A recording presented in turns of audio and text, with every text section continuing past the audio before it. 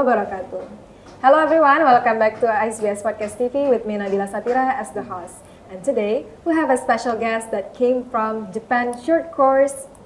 And let me introduce you to the audience, please. Okay, let me introduce myself. My name is Humaira Jawahir Nasution and I come from North Sumatra. My name is Anissa Anwar and you can call me Anissa. I'm from Indragiri Hulu, Riau. Okay, for your information, bahwasannya Kak Anissa Anwar dan Kak Humaira Jawahir ini adalah dua santri terpilih yang lolos ke Jepang ya, Iya. pameran budaya Iya, gitu ya, betul. selama 10 hari. Nah, boleh nih kita tanya-tanya lebih lanjut. Sebenarnya ini program apa sih, Kak? Di websitenya kami ketemunya di IG, Kak. Instagram. Itu namanya program Global Education. Dia itu kita mempelajari budaya negara lain, tapi kita membawa budaya mereka kita. itu ke kita.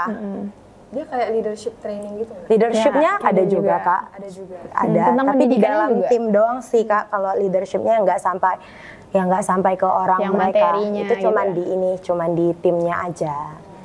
Kalau boleh tahu ini khusus SMA atau gimana? Dan itu di situ ngapain aja sih sebenarnya? Kalau Kalau usia itu dari rentang 15 tahun sampai 40 tahun. 40 tahun. Kemarin ada teman kita yang umur 39 Berarti dan paling beliau kecil ada dong? guru. Paling Betul, kecil ya? Betul, paling kecil. Sama ada 2 orang lagi Iya, 2 orang yang lagi. seumuran. Sama iya. kita. SMA juga? SMA Betul. juga, Dari tapi Indonesia juga? Ya, betul. Indonesia juga. Nah, boleh nggak di-spill suka dan dukanya selama di sana? Suka atau duka? Pasti banyak dong. Banyak banget. Banyak dong. Suka dan duka Dari mana nih, Kak? dari kamu aja deh. Kalau dari dukanya dulu deh. Kalau sukanya mah banyak. Kalau dari dukanya dulu, dari pas awal kita sampai, terus paginya tuh kita nyoba naik kereta dan ya kesasar. Nyasar. Tapi ini nggak pakai Google Maps? Google Pakai Maps. Google Maps. Tapi Cuman kita rutenya itu susah bacanya karena rutenya tuh bingung, padat banget, dan kereta itu misalnya di pemberhentiannya ini tuh nggak cuma ke satu arah, dan ternyata kita di kereta ini harus ganti kereta lagi gitu. Ternyata kita salah. Itu gimana pulangnya? Tapi untungnya ada orang Jepang baik, orang di baik. guide, Ya, ada di guide. kita tanya beliau dengan translate, karena mereka nggak bisa berbahasa Inggris. Seperti itu. ada sebagian, ada yang enggak. Iya. Cuman yang kami ketemuin kemarin itu kebetulan yang nggak bisa bahasa Inggris. Dia bisa bahasa Inggris, Kak. Awalnya kami bilang kan, I'm from Indonesia. Terus dia bilang just a little, Englishnya just a little. Tapi memang iya sih, sebenarnya Jepang itu termasuk negara yang sangat kental dengan budayanya. Betul, nggak sih? betul. Daripada mereka nggak terlalu terbuka dengan budaya lain. Iya. Am I wrong? Am I correct? Enggak, betul. Enggak, betul sih, Kak. Tapi dia tuh lebih kayak dia ke turis welcome banget. Cuman mungkin lebih kayak kurang bisa menerima budaya orang lain ya, Kak. Betul.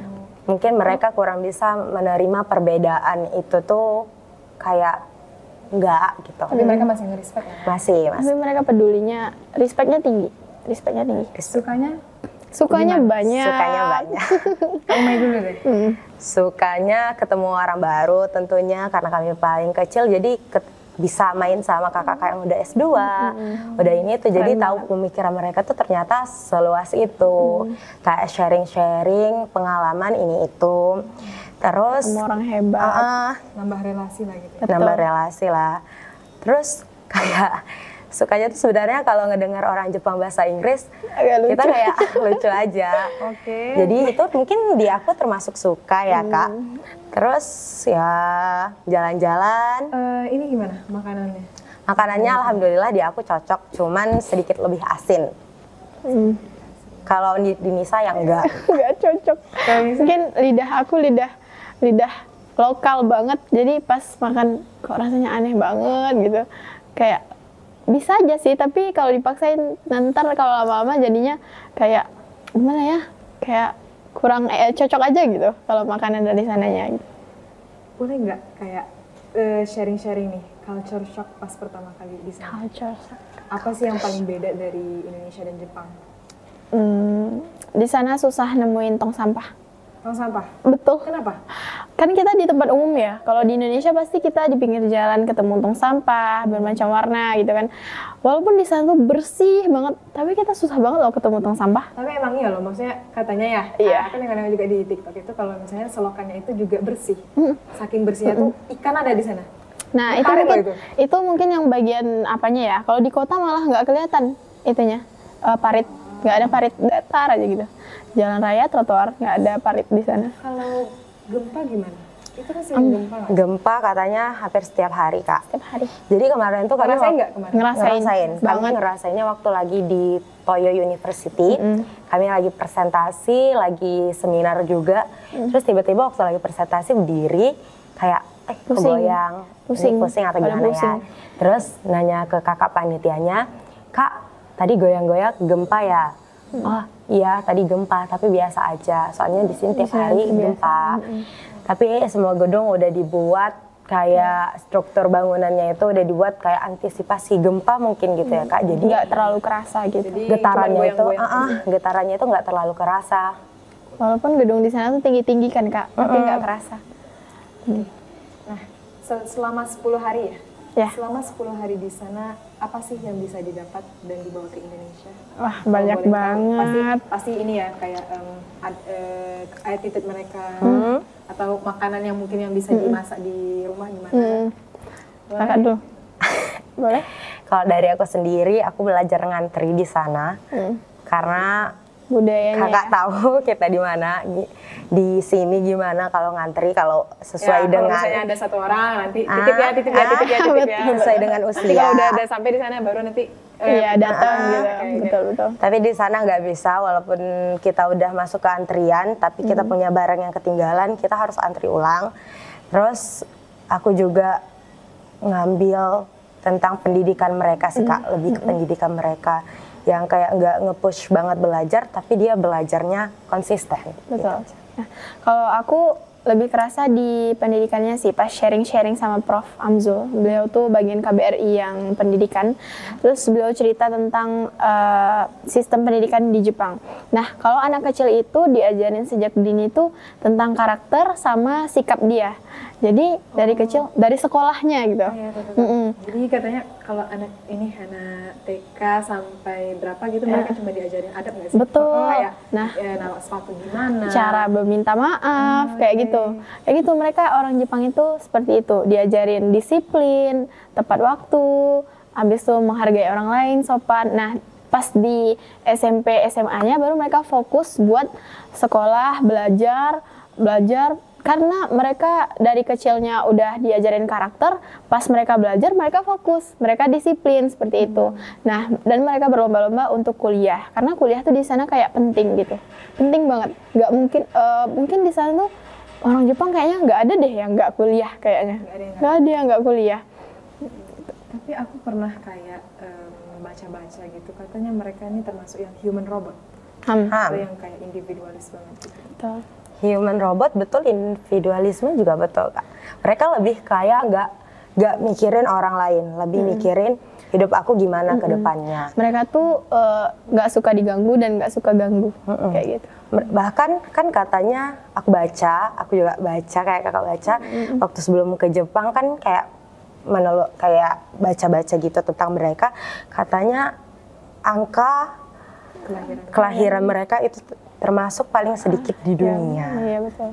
Karena mereka lebih ke kerja dan kerja. Iya, Jadi kayak untuk berpasangan, untuk punya anak, itu mereka kayaknya nggak mikirin itu lagi. Iya, jarang. Karena mungkin gaya hidup di sana yang gitu, jadi harus ikut gitu. Katanya saking mereka depresinya itu ada satu jembatan ya buat bunuh diri. Hutan. Jadi ada satu hutan tuh banyak, kami dengar dari guide kami kayak panitia. Jadi cerita kalau ternyata di sana tuh ada suatu hutan yang tempat orang bunuh diri karena depresi gitu. Pernah ke sana? Ya enggak berani. Enggak jauh, mungkin enggak di kotanya, Pasap. Nah, kan udah 10 hari nih di sana. Tahap proses selama penyeleksian itu apa aja? Dan ada nggak tipsnya untuk esai atau apakah atau interview kah kalau ada? Iya. Kalau tahapannya itu dari pertama itu pasti data diri ya, biodata diri, kelengkapan ayah ibu dan lain sebagainya, data diri. Habis itu nanti kita dites kayak self gitu, kayak bagaimana cara kita Personality. bersikap, kayak Personality. ditanya seperti itu. Habis itu tahap kedua kita ada tes isu global, wawasan isu global sama wawasan kebangsaan. Nah itu tuh apa? ABC gitu, option gitu. Habis itu kita bikin esai 14 judul dan setiap tahapnya itu kira-kira nunggu sekitar 3 bulan. 3 bulan hasilnya. Gitu. 3 bulan hasilnya. Dan bagian esai itu 3 bulan deadline-nya karena 14 judul. Gimana tuh tipsnya biar bisa lolos esai itu? Itu esai itu paling terakhir kan? Iya betul. Iya. Gimana tuh? Waktu itu dari CBS, dari sekolah sendiri sekolah. kan banyak yang ngedaftar Kak, dari Harauni aja. Jadi yang kemarin tuh yang lolos sampai tahap esai ada sekitar 5 orang putra dan putri. Jadi ustadz dan ustazahnya buat grup untuk ngebimbing, ngebina kami buat esai itu di gimana. Iya, jadi bisa diskusi di sana. Segala kendala yang kami alami di proses pembuatan esai, kami akan nge-share ke ustadz dan ustazah. Ustadz-ustazahnya bakal ngebantu kami. Kayak di proofread Iya, atau betul. gitu. Kalau Ya, ada ditanya, terus gitu. habis itu juga kami, kalau aku sendiri, aku minta bantuan kakak-kakak juga. Jadi untuk esai sih kalau kata aku emang bahasanya sih Kak. Kemarin itu aku kesulitan di bahasa baku. Betul. Karena kan kita sehari-hari nggak bahasa baku ya. Iya, betul. Jadi kayak nyari-nyari ini apa ya, ini Iya, apa ya. Jadi aku nanya-nanya ke ustazah, terus aku search di Google. Jadi kalau kata aku sih di esai yang penting itu bahasa bakunya sih Kak. Iya, pembuatan esainya. Selama 10 hari di sana tuh udah waktu yang cukup untuk bisa bahasa Jepang. Aduh. Boleh nggak di-spill? Yang paling penting Satu tuh ada kalimat 3. deh minimal. Satu kalimat 3 kalimat deh kita kasih Oke, bonusnya. boleh. Nani deska. Ini apa? Deh, itu aja. Habis itu Nani deska itu untuk belanja sih biasanya. Habis itu dilanjut dengan how much this one. Dilanjut dengan apa tuh? bahasa Apa tuh? Inggris. Dilanjut dengan bahasa Inggris. Sebenarnya 3 kata deh, 3 Iya. kata. Yang paling penting Yang tuh paling penting tuh ada sumimasen. sumimasen, ohayo gozaimasu, terima Arigato. kasih, sama hai. Hai. Arigato Hai juga. itu kayak iya. Iya, Hai. hai itu kayak iya. Hai. Jadi kadang mereka ngomong-ngomong ini, mereka kan nggak ada beberapa pedagang yang nggak bisa bahasa Inggris. Jadi dia tuh main bahasa tubuh Kak. Dia main bahasa tubuh gitu. Jadi kita juga. Chicken. Jadi kadang kalau nanya how much is it, jadi dia kayak, "Hah?" Jadi kita buat di kalkulator gini. Jadi nanti kalau dia bilang ini, kita bilang aja hai biar selesai. Oke, sebagai muslimah nih, betul. di sana pakai hijab, harus makanan halal, itu gimana kesulitannya? Apakah ada kendala di awal atau untuk nyari masjid susah kah? Atau gimana? Atau itu muslim friendly? Kalau untuk makanan mungkin karena di sana udah banyak turis ya. Kalau di Tokyo-nya sendiri itu udah mulai banyak makanan halal dan mereka biasanya pedagangnya tuh langsung liatin ke kita ke menunya. This is halal, this is halal, this is no halal, this is pork kayak gitu. Nah, kalau untuk tempat ibadah dan hijab, kalau hijab mereka welcome aja. Bahkan mereka kayak lebih menghargai kita gitu. Nah, terus kalau misalkan tempat ibadah biasanya kita lebih ke masjid yang dari kenegaraan gitu. Iya, Kemarin dari kami ke masjid, KBRI. Yang kayak KBRI masjid. sendiri. Kami kemarin ke masjid Turki Istiqlal yang di Tokyo. Istiqlal di Osaka. Habis itu Tokyo. Osaka. Habis itu yang Turki, baru yang di Tokyo. No, Osaka. Kan kita nginap di Sama Kak ini, itu masih ada Kak ini. Istiqlal. Itu masih ada Kak Reza. Kita pulang dari bus pagi-pagi di sana. Itu Osaka. Itu dari KBRI sayang, kalau yang di Osaka, say. Osaka Istiqlal, Beb. Oke lah. Saking banyaknya ya tempatnya, oke. Ya gitu. Itu di Osaka. Itu ada tanda tangan dari wakil presiden kita, Ma'ruf Amin yang kemarin. Nah, itu banyak ketemu sama orang Indonesia dan di sana kalau penduduk mayoritas muslim, minoritas ya. Tapi di sana udah mulai banyak sih Muslim. Dan kata bapaknya, ustadznya kemarin beliau bilang kemarin pas Idul Fitri di sana sampai berapa ratus orang gitu di masjid situ. Beratusan orang pada ngumpul di sana gitu. Tapi kalau untuk sholat sehari-hari, kalau kami lagi jalan-jalan, Kak, itu kan agak susah ya di masjidnya. Jadi kami jamak, terus kami sholatnya di tempat ibu dan anak. Jadi pergantian pampersnya gitu. Biasanya tuh kayak ada toilet umum, terus nanti di sampingnya ya. Ya, kami sholat di sananya. Iya, betul. Situ sih. Kalau nggak di jamak biasanya. Di jamak. Untuk duit nih, atau oleh-oleh, apa sih yang harus banget dibeli di Jepang? Harus banget dibeli di Jepang. Oleh-oleh nih, masternya. Harus banget dibeli di Jepang. Something yang mungkin, oke, itu dulu. Dan yang kedua adalah, ada nggak kayak ngerasa kayak awalnya kita tuh kira Jepang tuh kayak gini, tapi setelah kita di sana itu ada yang berubah gitu, stereotip kita tuh berubah. Dari oleh-oleh dulu. Oleh-oleh kalau aku sih furnitur ya, Kak. Furnitur. Iya, untuk sebenarnya untuk ngebagi-bagiin ke teman-teman juga itu masih kayak miniatur gitu. Kalau untuk aku sih itu masih pas di kantong gitu. Dia juga miniatur yang kecil-kecilan. Itu kayak Osaka Castle gitu-gitu itu masih kalau kataku. Kalau Kak Anissa, oleh-oleh khas Jepangnya apa? Kalau oleh-oleh khas Jepang, kalau aku sih kemarin banyak nemuin, aku lebih ke makanan sih. Terus sama ganci-ganci kan. Kalau ganci itu kita tinggal pergi ke tempat wisata, pasti gancinya ada aja gitu. Gancinya ada aja. Abis itu worth it sih kalau untuk yang kayak gitu, perintilan-perintilan kecil-kecil gitu kan. Kalau yang oleh-oleh bagian makanan sih banyak.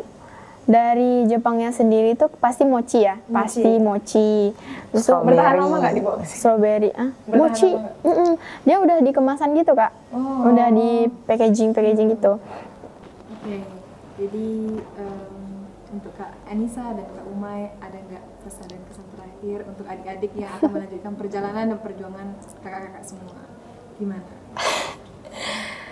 Oke, untuk adik-adik semua, untuk pesan dari aku itu semangat terus belajarnya, jangan lupa cari-cari informasi juga dari ustazahnya, atau kalau lagi liburan jangan lupa lihat-lihat di TikTok, Instagram, atau dimanapun itu pasti bakalan banyak lembaga yang menyediakan event kayak gini juga.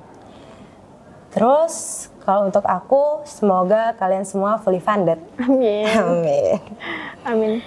Kalau dari aku, semangat terus belajar bahasanya, karena bahasa itu penting banget.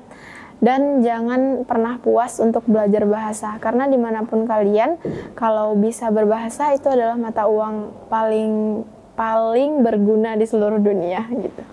Baiklah, karena kita sudah berada di penghujung video dan sudah berlalu sekitar 18 menitan, we would like to say thanks to Kak Anissa Anwar and Kak Umaira Jawahir for coming here and sharing an inspirational experiences, and hopefully this will be an inspirational guide for you guys and to reach your dreams. Oke, baik, sekian. Wassalamualaikum warahmatullahi wabarakatuh.